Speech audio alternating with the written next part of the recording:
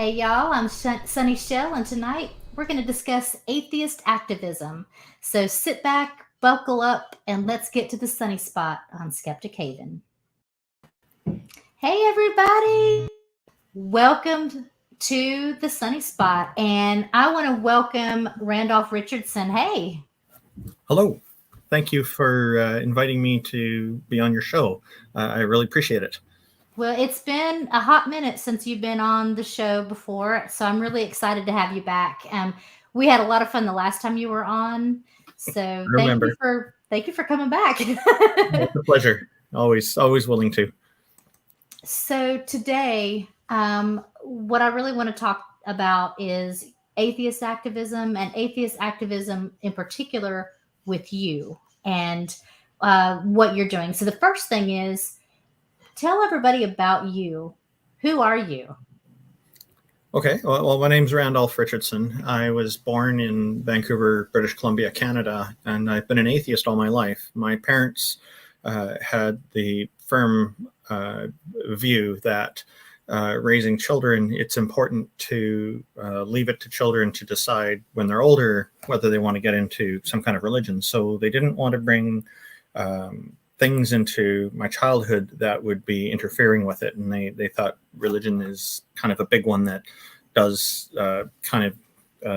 interfere with how people grow up, because it causes people to worry too much about an afterlife and whatnot. So I'm quite grateful for that, because I had this sense of self sovereignty all this time.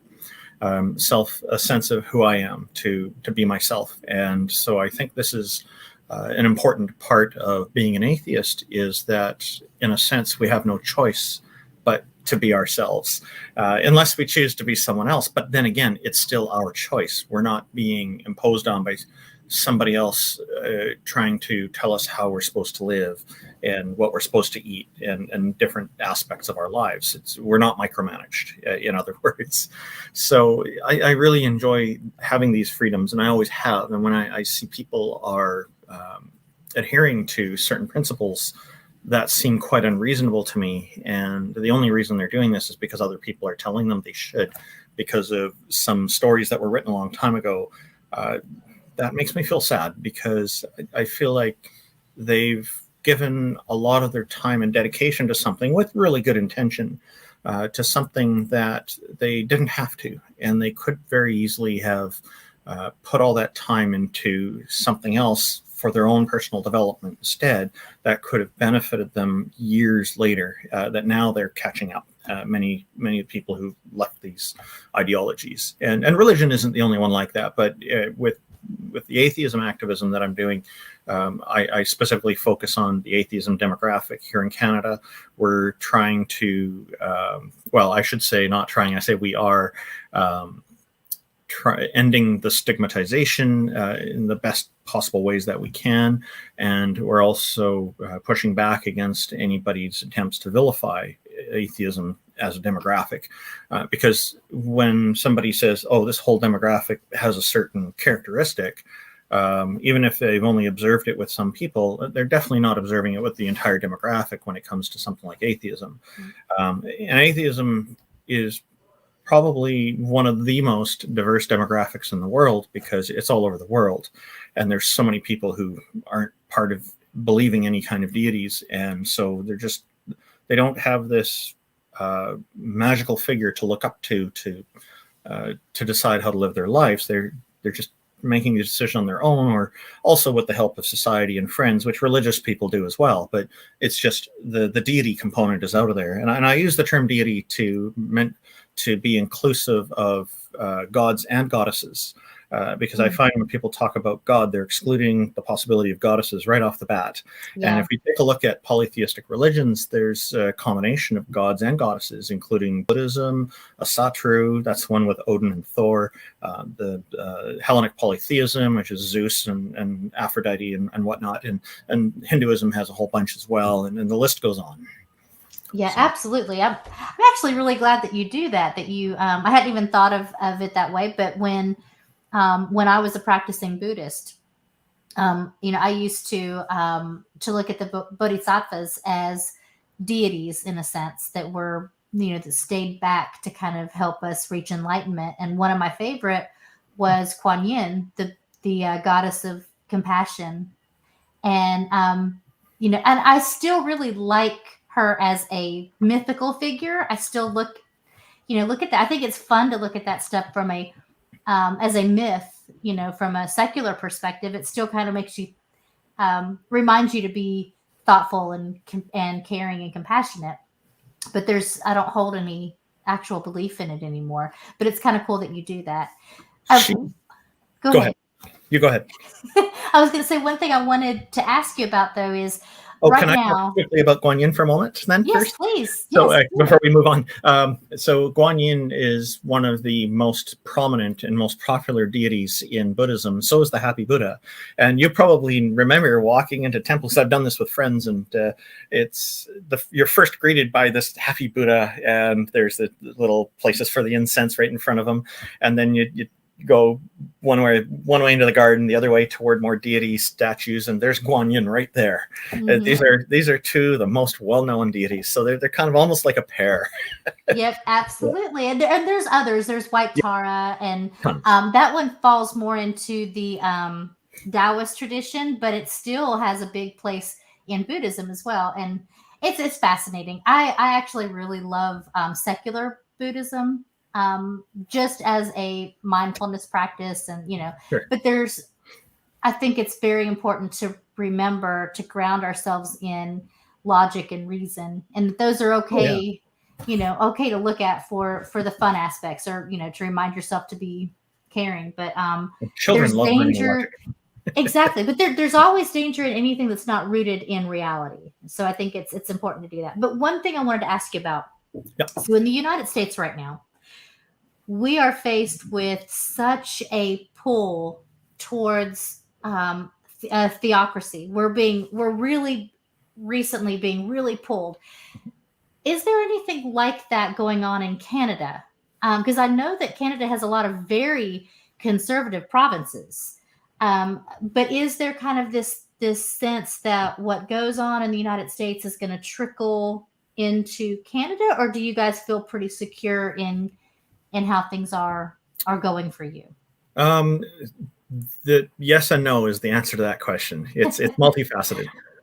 So there's a bit of both. There are conservatives here who do want to theocratize Canada, unfortunately, and they want to bring religion back to schools. They want prayer in the parliament. All these kinds of things. The Progressive Conservative Party of Canada will publicly say officially that they're not going to entertain bringing abortion, outlawing abortion.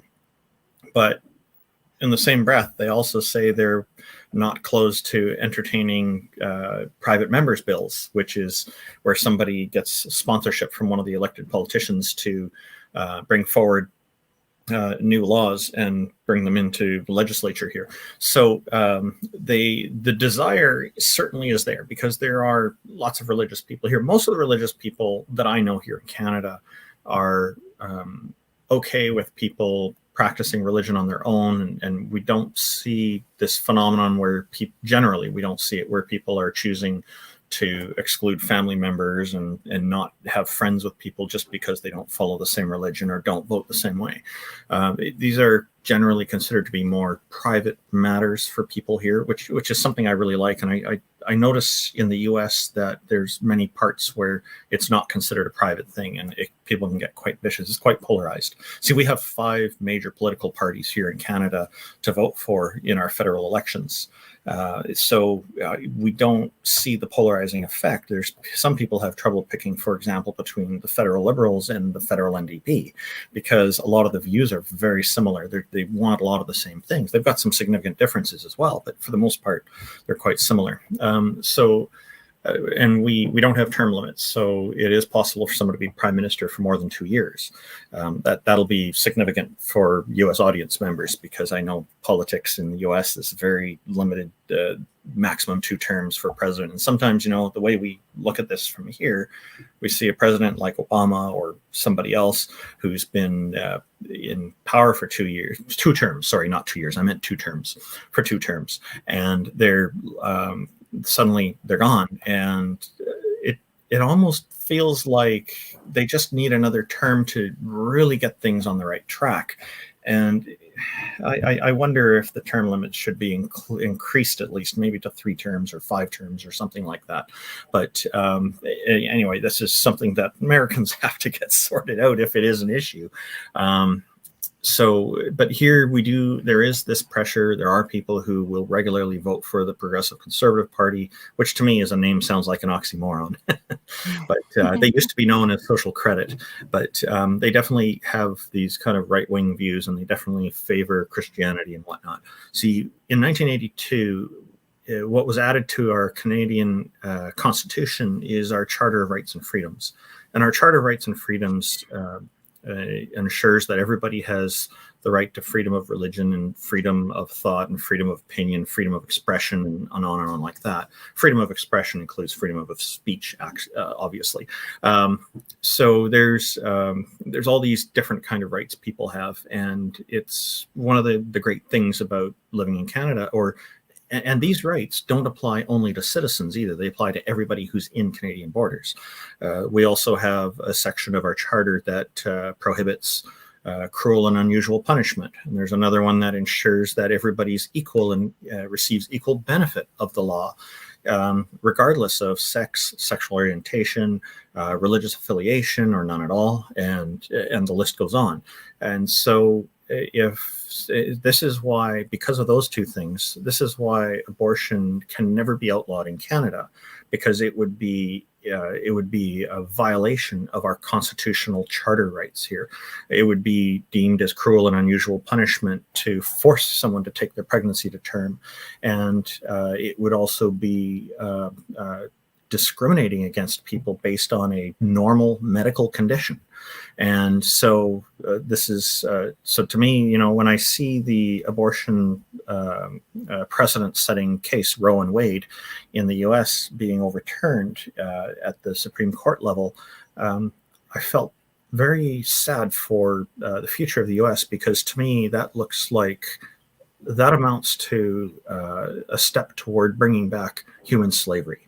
Because if you're forcing people to endure cruelly and unusually endure a health condition, and just because of their sex, because reproductive organs are almost always in women, and I understand there's a few cases of men getting pregnant throughout world history, but they're extremely rare. And these aren't trans people. The apologists will always say, "Oh, those are just trans people." No, they were actually born with these organs. And so this is why I like to say pregnant people, so I don't exclude anybody. But it is predominantly women, like almost 100%. It's women getting pregnant. So by bringing that kind of outlawing of abortion in place, the states that are doing this are enslaving women who are pregnant. And to me, that is morally reprehensible, and that is a violation of human rights. And I really hope that the U.S. administration can do something about that to fix that. Concern about this stuff coming to Canada. We just recently made the gun controls here even more stringent than they were in the past. So I suspect that part of the motivation for that is the growing concern that there may be civil war breakout in some parts of the southern states. And the concern there is that, what if it comes up to our border? So with more stringent gun control laws, anybody entering Canada, this stuff can more easily be just very black and white. We can take care of anybody with guns and deal with it. Now it's pretty obvious, but then there's licensing checks and whatnot. So that's okay. So I know that we're talking about atheist activism, but all of this kind of ties in, because I think that freedom. Yeah, it's all about freedom. If you're an atheist activist, what you are saying is not, we're going to, get out there and be an activist for the term atheist, or that we have some, and we were talking about that before the show. We'll get to that in just a minute, but sure. It's not just about the term atheist or what does atheist mean. And of course, there's the Christian idea of what atheism is versus what the rest of us think that atheism is. But it's not just that. We are talking about individual and collective freedoms. If you can't even have the freedom without being persecuted in some way, shape, or form for either believing in something or not believing, just not accepting the proposition, then how do you actually have any freedoms? And you carry that in to things like abortion and same-sex marriage and you know, bodily autonomy and all of those things.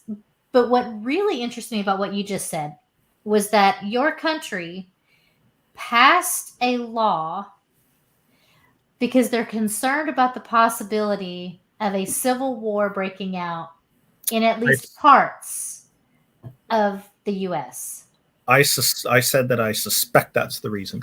Okay. I don't know. I don't know if that's the actual reason. So that's my own personal opinion, by the way. But have you heard talk like that? Is that something that people are discussing? A fear of how the U.S. has become totally ever since crazy? ever since January 6, 2021. When there was that invasion of the Capitol in the United States, this topic has been coming up. People are thinking, "Oh, it looks like they might be headed to civil war again," and this is something that is commonly being talked about. Not like it's not a huge part of the conversation here, but it does come up.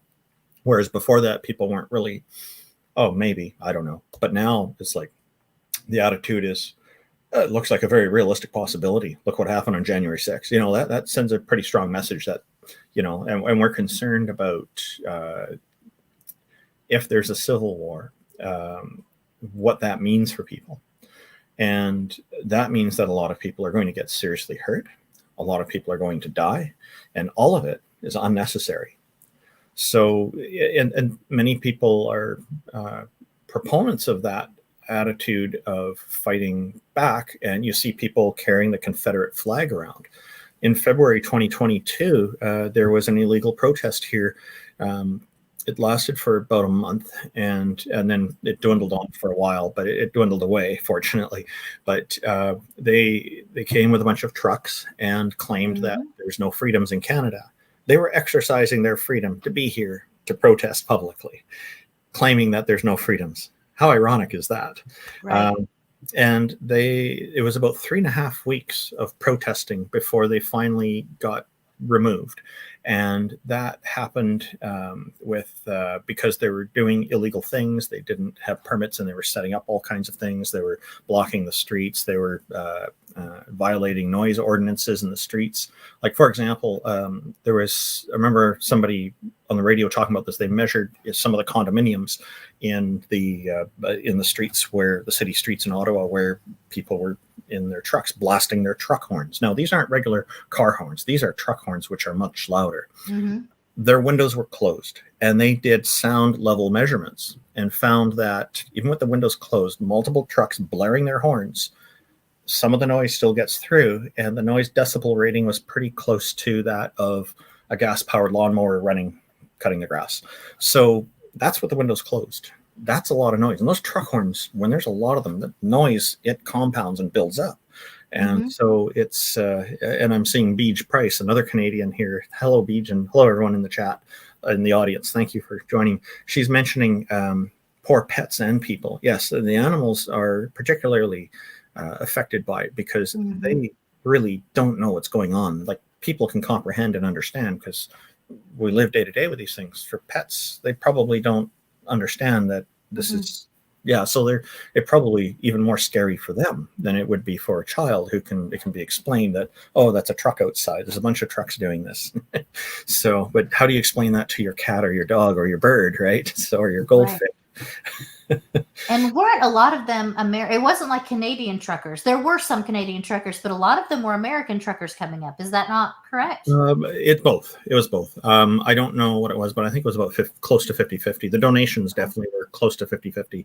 And the reason the donations, theoretically, saying you can demonstrate in Canada as long as you're not rude. Actually, you can be rude. Our Constitution allows Canadian Be your rude? freedom, What? yeah, That your doesn't freedom make to do sense. it. It's just That's not nobody here civilized. cares to. No, I've been to protests where people are rude, and this is just a normal thing for people. And our freedom of expression ensures that we have the right to do this.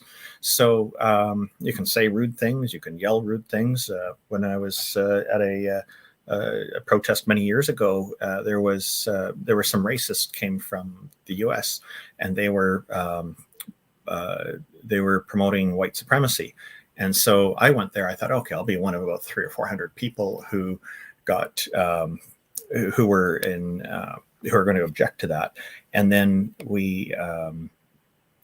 I managed to get a point where I could ask the people in the center what's a few questions, and they said they answered one of my questions about a charter being slippery slope, and then I wanted to ask another question. A bunch of people nearby started chanting the F word. It was interesting. So yeah.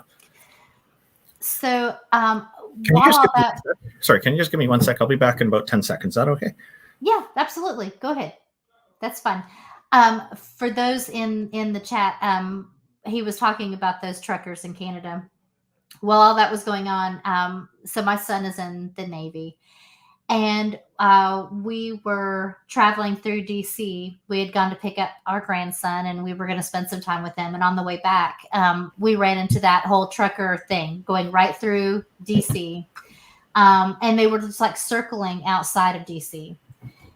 We got some really good video and put it to some funny music. I'll have to find that and share it one of these days. But I found it very ironic because what you said is exactly correct. They're saying that there's no rights. They don't have any rights. And yet they're sitting there blocking traffic. Like, they also get mad at the Black Lives Matter saying they're blocking traffic. And then they come in with huge trucks. Big trucks, and a line of big trucks is a whole lot different than some people that are standing up for human rights.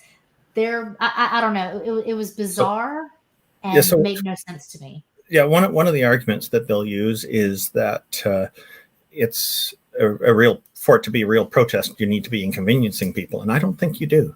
You can. Right. There's somebody who is outside of the Chinese consulate here.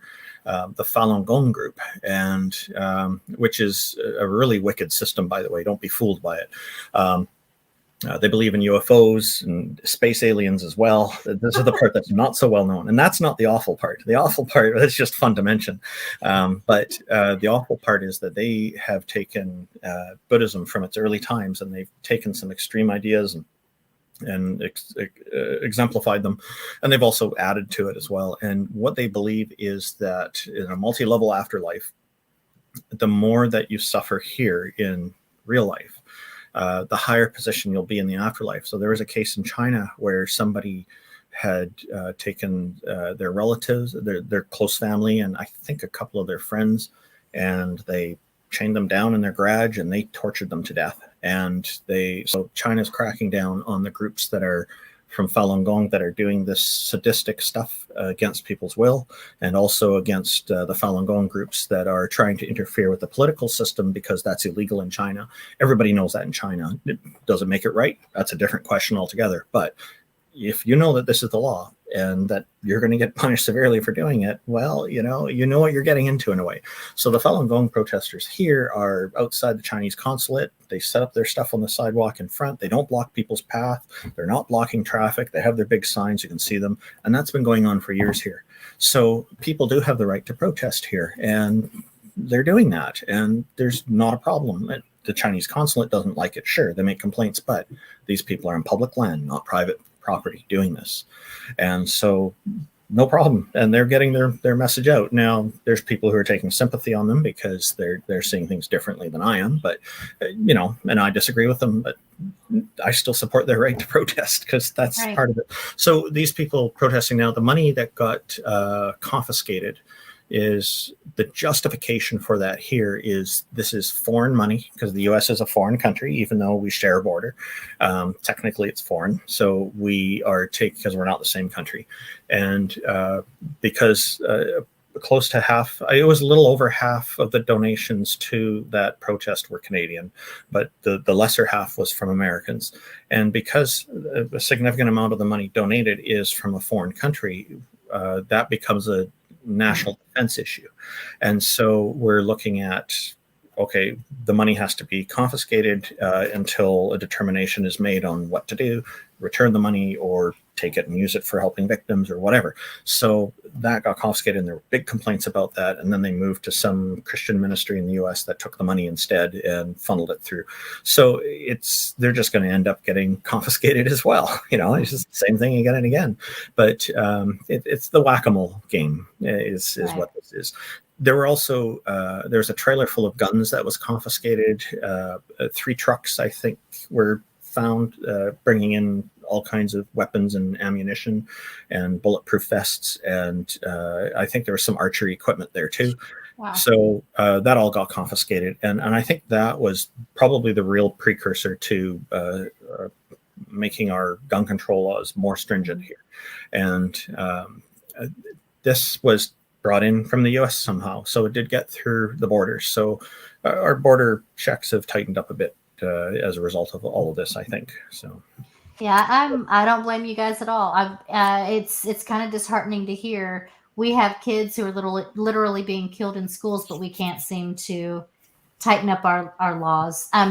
So I want to move on to something really quickly, but before sure. I do, Kat the Humanist had a really great question. What's your favorite pie? I guess it would probably be a blueberry pie. I just thought, hey, let's cleanse the palate a little bit. Let's have a good question like that.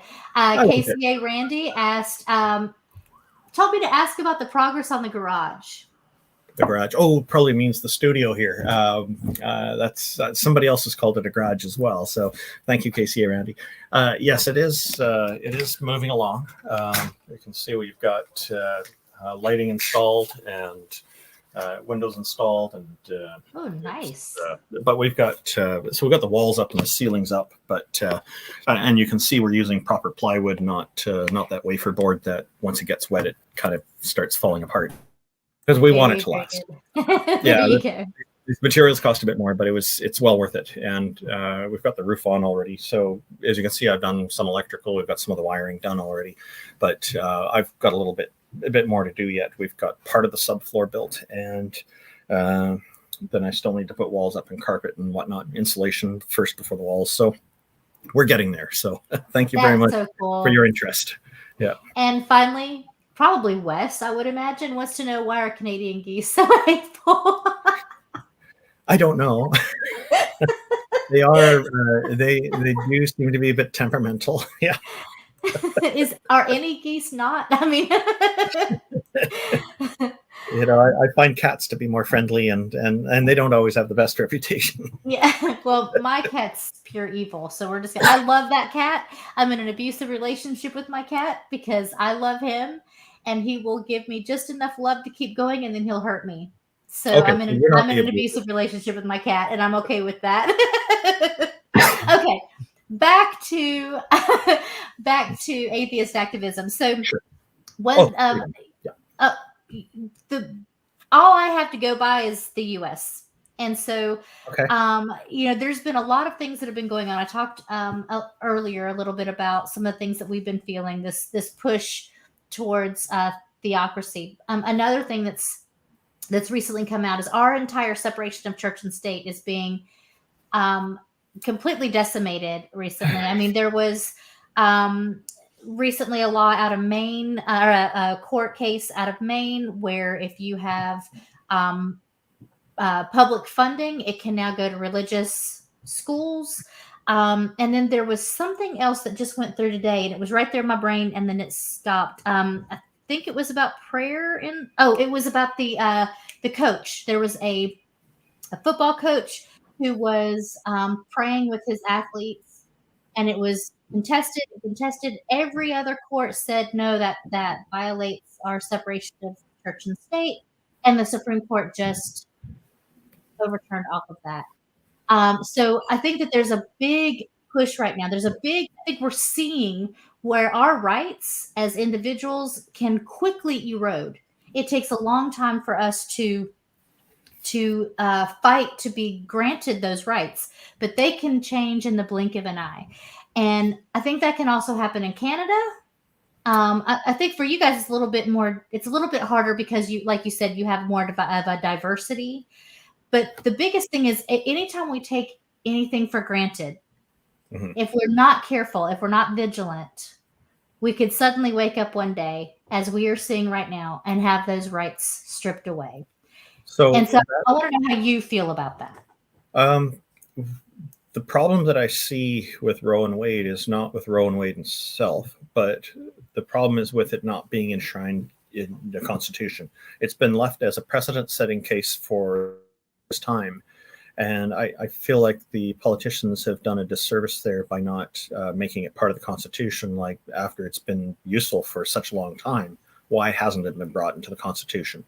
So, and then the other problem that I see is that your judges are appointed by the political party in charge, and it needs to be a separate process that's mandated to be impartial so that it can be fair. And what we're seeing is people who are taking their personal preferences, it looks like to me, to strike down precedent-setting case law that is very important.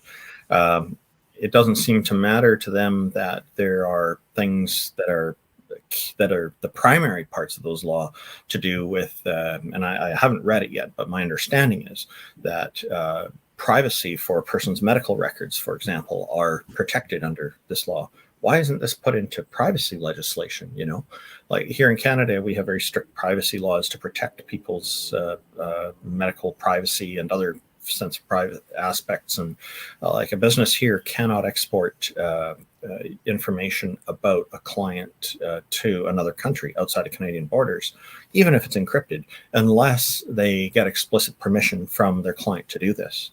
And it seems like in the US that these kind of things aren't really in place. Like people can put stuff offshore as long as they promise to keep it private.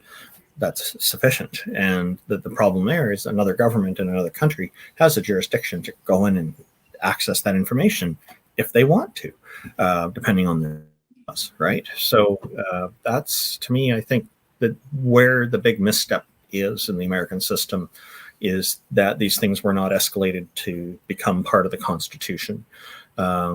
And that's, I think, what ensured that this opportunity was always in place for someone to come and strip these rights away. Because if it was in the Constitution, it would be a very different conversation today. Mm-hmm.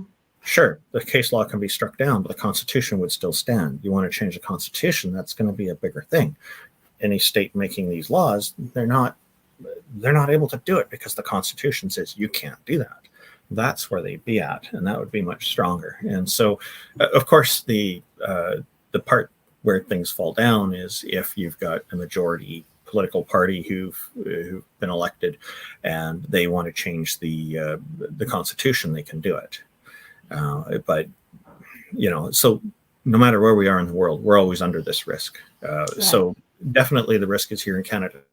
But because we've got these things in our Constitution, we have, I think, a lot more safety in not losing it, in our freedoms and whatnot. Now, there is a section in our charter that allows a province or territory, not the federal government, but province or territory, to called the notwithstanding clause. I think it's section 31 or 32. I don't remember offhand which of those two numbers it is. It's one of them. And it states that the political regime in the province or territory at the time can, for a period of, I think, 3 years, they can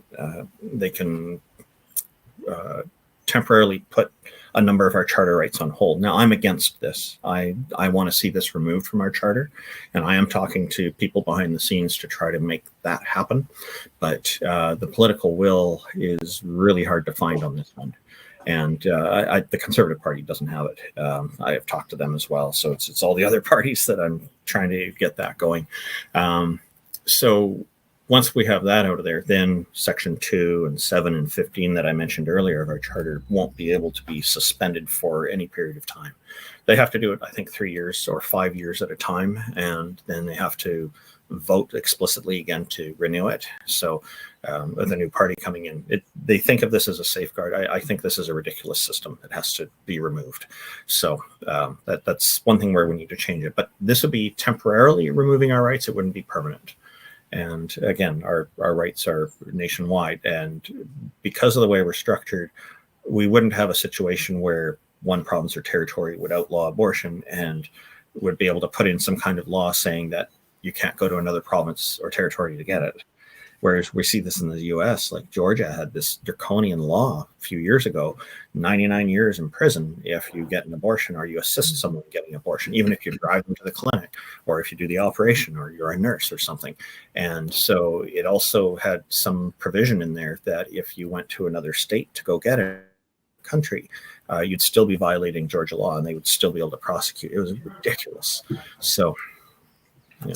Right. Yeah, I think that's exactly right. One of the things that we have here that I think is really frustrating is this idea that states' rights are so important, and that does come from our history, the founding of our country, and how difficult it was to even get a central government going until they realized, oh yeah, we can't actually get taxes to be able to do the things we're wanting to do, to pay for like the Revolutionary War. That was the big thing. We couldn't pay for the Revolutionary War. And that's why we ended up with a stronger central government, but not even that much of a central government.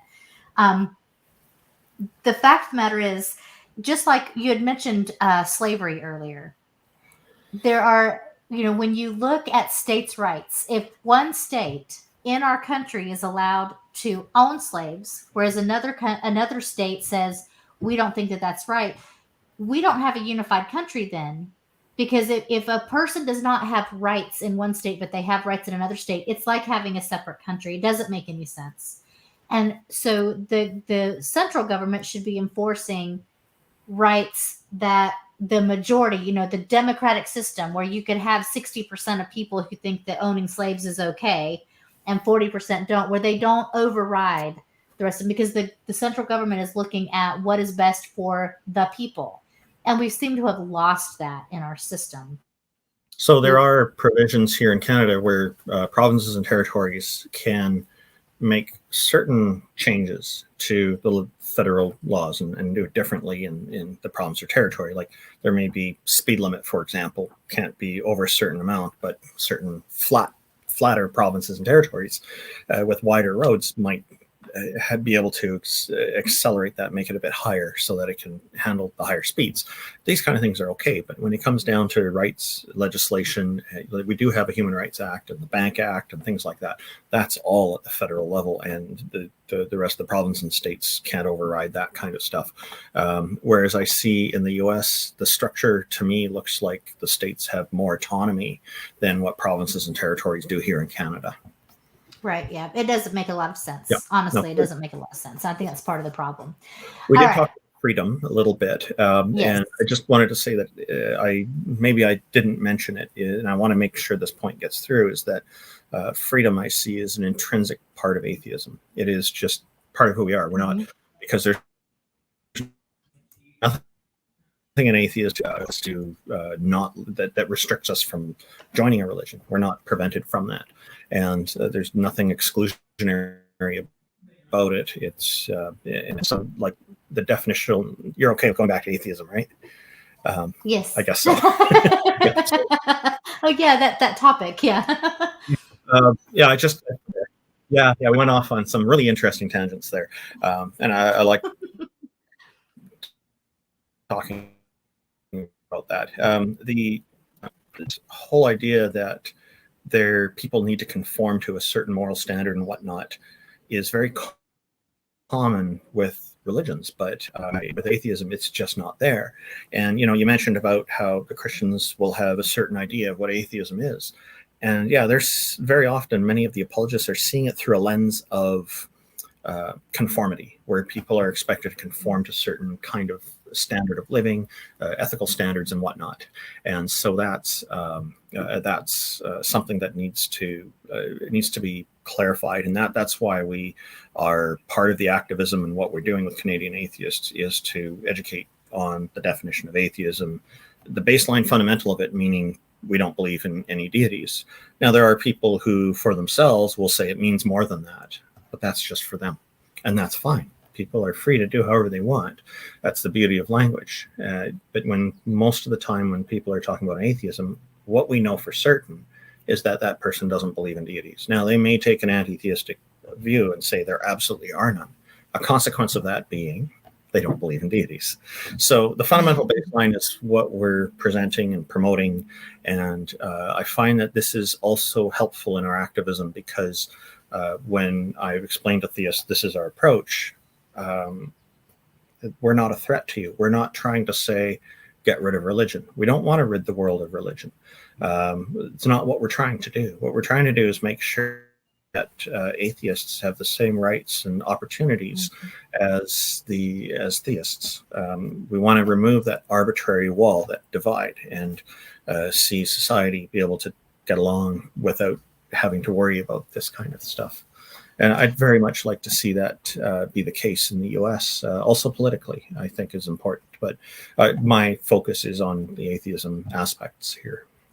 Well, I'm glad that you said that, because what I was going to segue into is our discussion that we had before the show about your logo and why you use a lowercase a instead of a strong capital A with the big circle around like we usually see. Why do you do that? Well, I wanted to present Canadian atheists in a way, and just to note, there are many different logos that people are using to represent atheism, which I think helps to exemplify the natural diversity of our demographic. So I think it's great. You're seeing more creativity and more variety. It's wonderful. It's lovely. And so this is, we used the leaf for the letter. I actually came up with a number of different logos, and I decided with this one because I thought it was the simplest and most elegant. And I put the letter A in the center, kind of a gradient golden A that kind of fades out at the top and bottom a little bit, gives it a kind of a shiny look. The reason we use the lowercase a is because what we're promoting atheism as is as a classification. It doesn't have to be a position that you hold. And think about every position that we hold in life does carry with it a little bit of stress, because it requires that we be, it's Beach Price is saying lowercase a is also passive aggressive. Okay. Yeah. I love the oxymoron there. That's great. Like progressive conservative. Okay. Passive aggressive. It sounds like an oxymoron to me. It's a lot of fun, that word. It's a specific term in psychology, I know. So this way it shows that we're just a natural part of things. We're not when somebody takes on holding a position, then the stress that can be incurred from that, and it's not a major stress for a lot of people. It can be very minor, but it still counts as a tiny bit. That provides an avenue that comes with it, an avenue of attack. You will have to defend if somebody chooses to attack that at some point. And by not holding this as a position, just say this is a classification. I have nothing to defend. This is just a characteristic of me. So attacks pass right past. That's it. They're no concern unless I decide to take them on. This to me is how the freedom intrinsic in atheism can be represented. One of the ways, and that is to me so important to it, and what I love so much about it. So. Yeah, I think that's a very important distinction that you've made, because, I hear a lot in some of the YouTube channels that I watch where they're having discussions with theists or deists. And the thing that I hear is, well, why do you even have to have, it's like, if you are not a stamp collector, are you an A stamper? Why do you have to even say anything about that? But the reason why is because we're not having a society where rules are being changed because you're a stamp collector. The only reason that we have to have anything at all to denote that we don't believe in a deity is because the prevailing power structure around us tends to be more religious based. My hope is that that will change. And I think that's really what atheist activism has to do. It's not trying to push atheism as the way to be, but just let's not have religion of any kind be such a major part of our political, especially political or power structure, that we even have to have atheists. We can just be, I'm a Santa Claus believer. I'm not a Santa Claus believer. I'm all about unicorns. I'm not about unicorns. Nobody gives a crap. You can just live your life regardless of which way you go. And it would be really nice if we were in the same level. What you're saying, you're evening out that playing field. So I really like that. That's how you kind of couch that in. Well, thank you. Yeah, I'm not on board with eliminating the term. It's part of our language now, and because there was a need for it. And in the future, historians will need to look back and be able to understand certain points of view, and the vocabulary will be helpful, just like it's helpful with identifying people from the Kahuna religion. And this is not a word that's really comes up anymore. Sometimes in slang, positive slang is big kahuna, the boss, but Yeah. the Kahuna religion was in Hawaii for people who are curious about this, that before the Christians came in and replaced it a long time ago. And the Kahuna religion was actually, in my view, quite sexist. Women were not allowed to eat any food that was red, and they weren't allowed to eat bananas. And when they were menstruating, they had to leave the village until the menstruation's over. So these kinds of things were an issue there. So. But that's just a different one. Yeah, that's so. We did have another question, probably from Wes from Skeptic Haven, regarding religion. How much does it play in politics and just in general? I assume, Wes, that you mean in Canada. I'm going to We assume. definitely know in the U.S. it's huge. So for you, how regarding religion, how much does it play in politics and in general?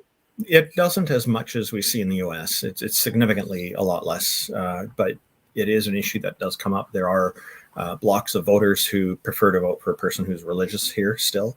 And so it is something that does come up. Not really brought up in politics all that much unless a mostly or exclusively religious issue comes up, like abortion or something. So they or religious schools or whatnot. So it's there here in Canada. Religion and politics are generally pretty separated. They're considered separate matters, and most people here think of them, regard them as a private matter for an individual.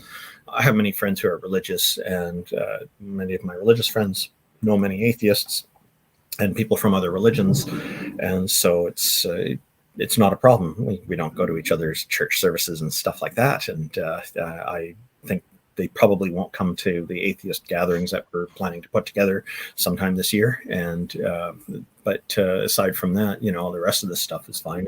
When we visit each other, the subject of politics and religion rarely comes up. It's not like people are avoiding it, but it's just there's so many other things to talk about, and we just generally enjoy our time together this way.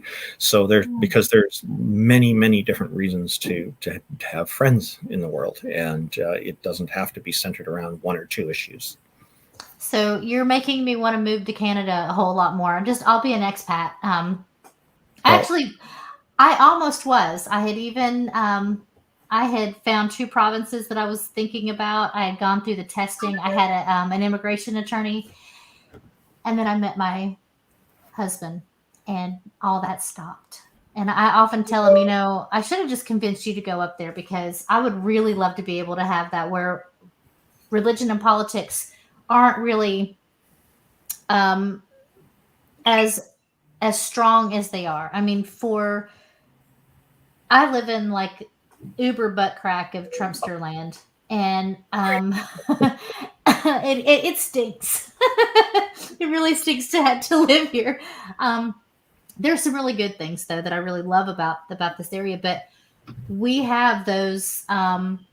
It's like what did they call it? Trucks for Trump or whatever. They had a big line of diesel trucks with their black smoke coming out with the. Could you check the private chat? Yeah. Okay. So, yeah, and you can talk about that for a bit if you like. Well, actually, there was one question that. I don't want to end it. I just need a couple minutes. That's it. So. Okay. Oh, yeah. You actually do. Okay. I thought that was the earlier one. Sorry about that. Yeah. Go ahead. No. So Randolph needs to run for just a quick second. Another few 2 minutes. minutes. Yeah. 2 2-minute break. So you go ahead. I'll be right back. You can talk about the Trump rally if you want. Yeah.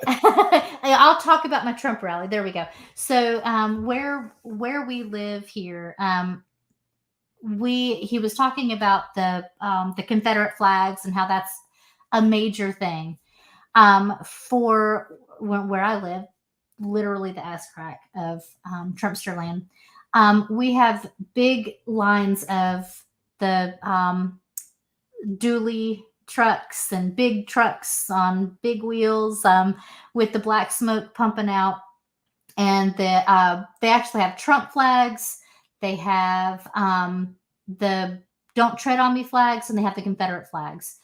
And there is a long line that goes right down the country road that I live right off of.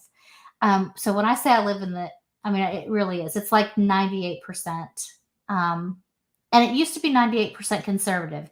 We have seen a major change to where Christianity, and especially evangelical fundamentalist Christianity and politics, have merged to where you don't really see a whole lot of the difference anymore.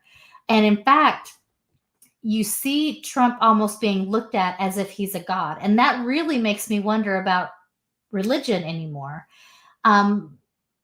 It doesn't make a whole lot of sense with that. We do have a couple of questions. One is, okay, let me put this one up. Christian Heritage Party boasts of being the only pro-life political party in Canada. Any insights? As soon as he gets back, I definitely want to ask him that.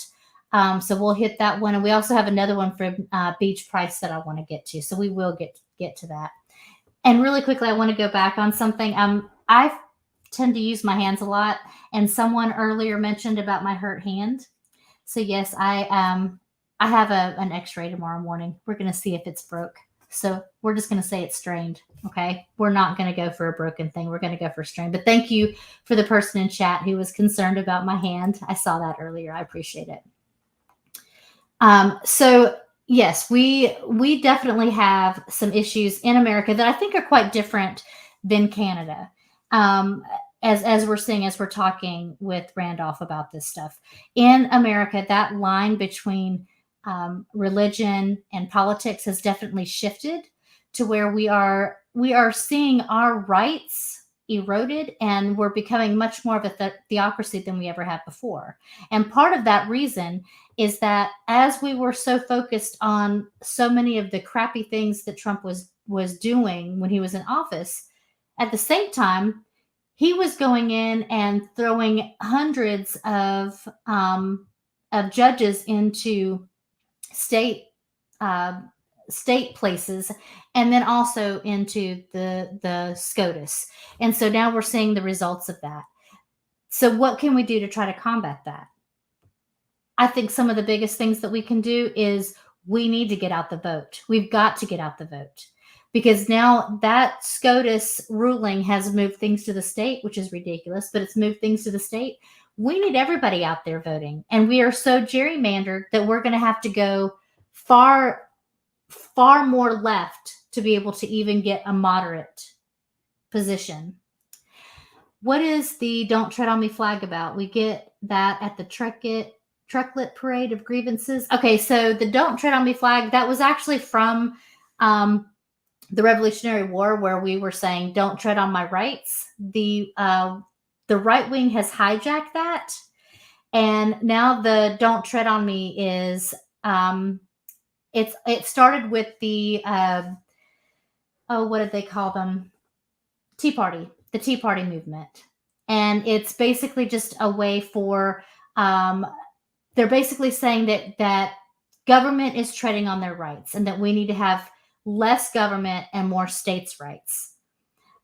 The problem is that in order to enforce what they're wanting, they're actually creating bigger government. And government is now going from it's now going into people's bedrooms. It's going into our wombs. It's going into every aspect of our lives. So it's an oxymoron, really, if you think about it. So, yeah, that great question though. They just kind of subverted something. They subverted something really that had to do with rights, and now it's no longer about rights. Does that make sense? It's more about, yeah. Oh, he's back. Okay, we had some really good questions, so I'm going to jump on them really quickly. Thank you for your patience while I had to disappear for a minute there. Oh, that's okay. I went on a whole political tirade, so good. We probably lost like 10 viewers, but that's okay. Y'all could.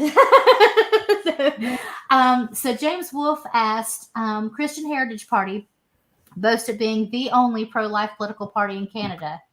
Any insights on the CHP? Part of them, I am not surprised that that's their position. I don't know anything about them. I haven't seen their names in the federal elections. I'm assuming it's a federal party, and they, if they're going to do that, they're basically going to run into a lot of problems because the Constitution doesn't allow them to put in anti-abortion legislation.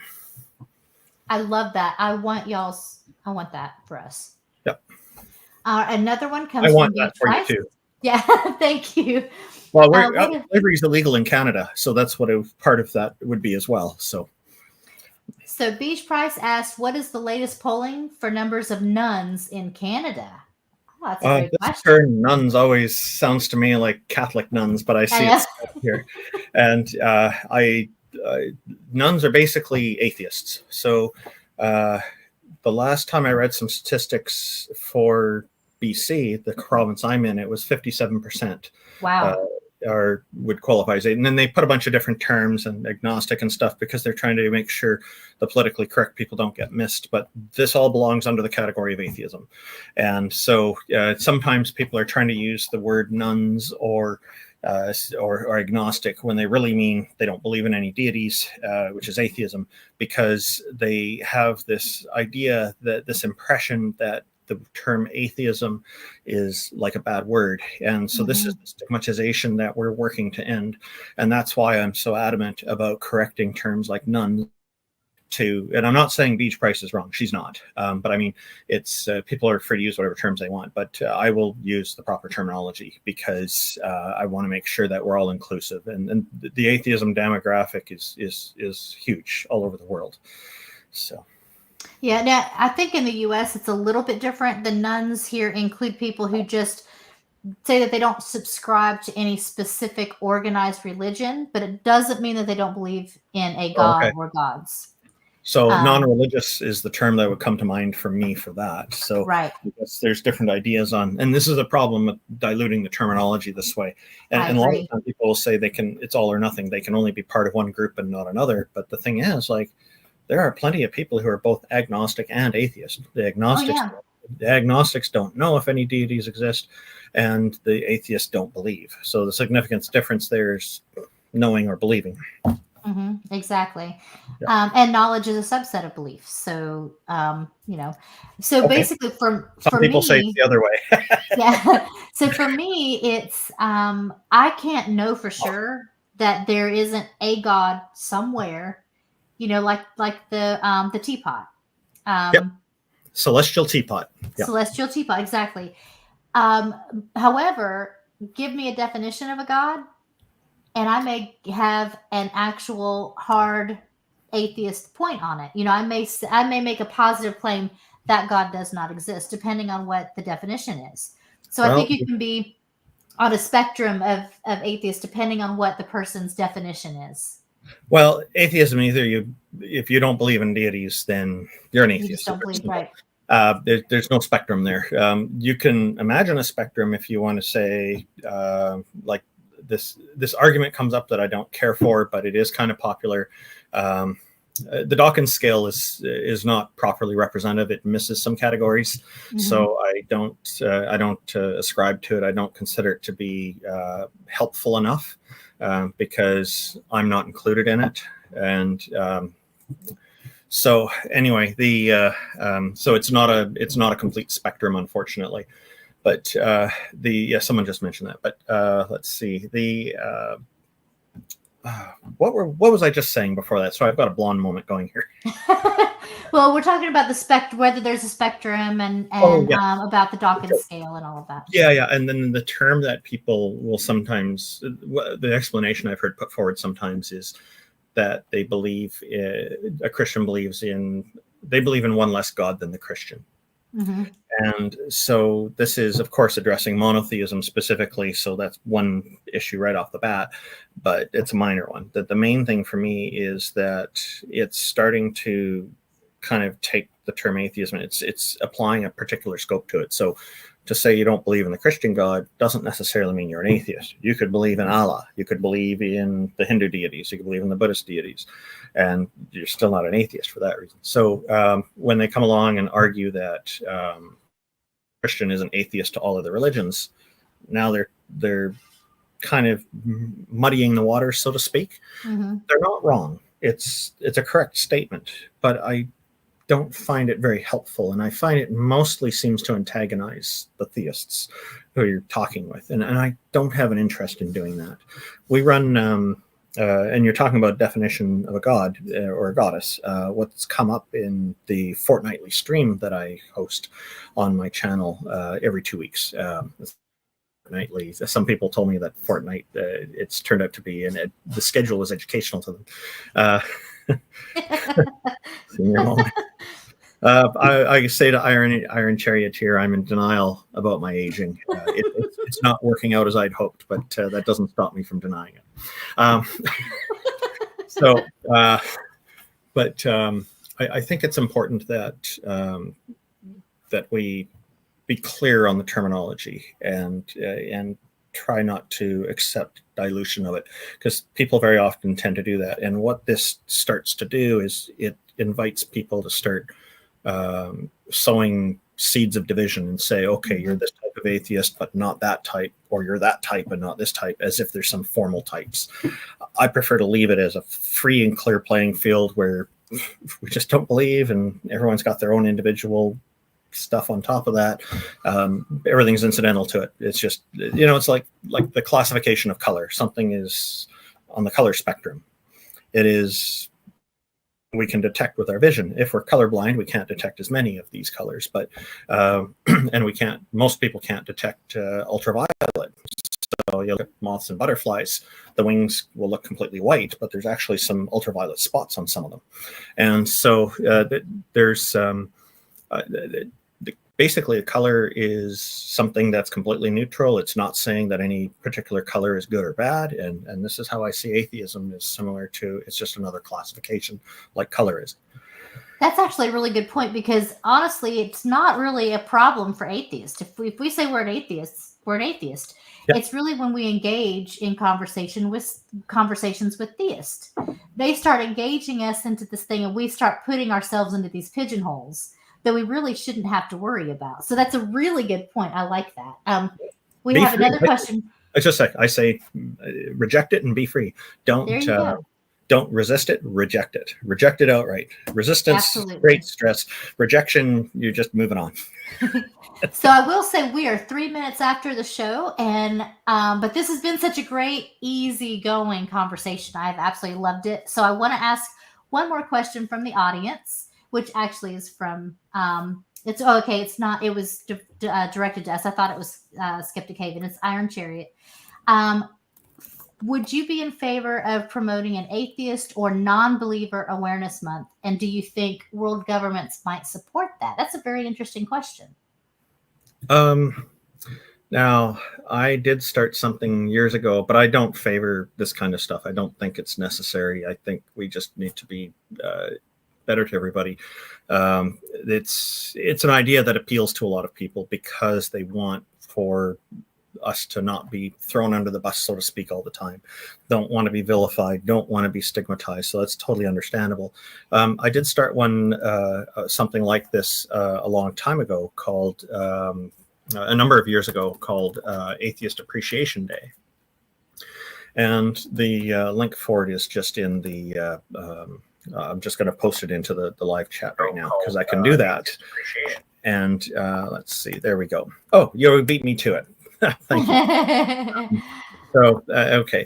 So Yeah, I'm so used to just being helpful and just doing it. But this is something, it's on October 5th every year. It's just, it was meant to it was a goofy little thing to push back at politicians who like to say it. So it says, to show support for Atheist Appreciation Day, just say no comment. So the idea is when people present this to a politician and say, what do you think of Atheist Appreciation Day? And they say no comment, then the response can be thank you.